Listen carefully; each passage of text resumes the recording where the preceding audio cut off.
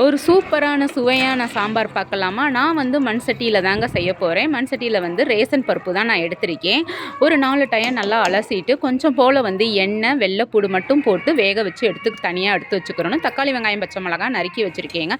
எந்த பாத்திரத்தில நான் பருப்பு வேக வச்சேனோ, அதே பாத்திரத்தில வந்து இப்போ கொஞ்சமாக எண்ணெய் ஊற்றி, வெங்காயம், பச்சை மிளகாய் போட்டு நல்லா பொன்னிறமா வர்ற வரைக்கும் நல்லா வதக்கிக்கிறணுங்க. சாம்பாருக்கு வந்து வந்து டேஸ்ட் குடுக்குறதே இந்த வெங்காயம், தக்காளிய வந்து நல்லா வந்து வணக்கிடணும். அப்படி வணக்கிறப்போ வந்து குழம்பு அட்டகாசமா இருக்கும். அதுக்கப்புறம் கொஞ்சமா தக்காளி, கொஞ்சம் உப்பு போட்டு இதையும் நல்லா வந்து வதக்கி எடுத்துக்கிறணுங்க. அதுக்கப்புறம் நம்ம காயெல்லாம் அரிஞ்சு வச்சுருக்கோம் இல்லையா? கத்திரிக்காய், முருங்கைக்காய், அவரைக்காய் இந்த மாதிரி எல்லா காயும் போட்டு அந்த கிரேவியோடையே பார்த்துக்கோங்க. கொஞ்சமாக உப்பு போட்டு நம்ம கொஞ்சம் மசாலாத்தூள், நீங்கள் என்ன மசாலாத்தூள் யூஸ் பண்ணுறீங்களோ அதையும் போட்டு நம்ம நல்லா வந்து வணக்கிக்கிறணும்.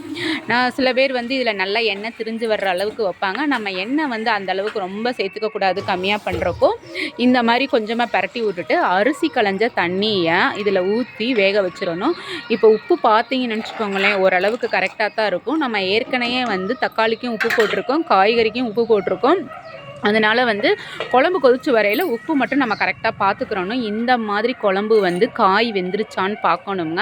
ஏன்னா இதில் முக்கியம், மற்ற 2 காயும் சீக்கிரம் வெந்துடும். இந்த முருங்கைக்காய் தான் கொஞ்சம் வேக லேட் ஆகும். நல்லா வெந்துருச்சுங்க. இப்போது இந்த டைமில் வந்து நம்ம எடுத்து வச்சுருக்கோம் இல்லையா, தனியாக பருப்பு வேக வச்சு அந்த பருப்பை வந்து இதோடு சேர்த்து ஒரு கிண்டி விட்டுறணுங்க. கிண்டி விட்டுட்டு உங்களுக்கு தேவையான அளவு தண்ணி ஊற்றிக்கோங்க. நான் கொஞ்சம் பத்தலைன்ட்டு சொல்லி தண்ணி ஊற்றிக்கிட்டேன்.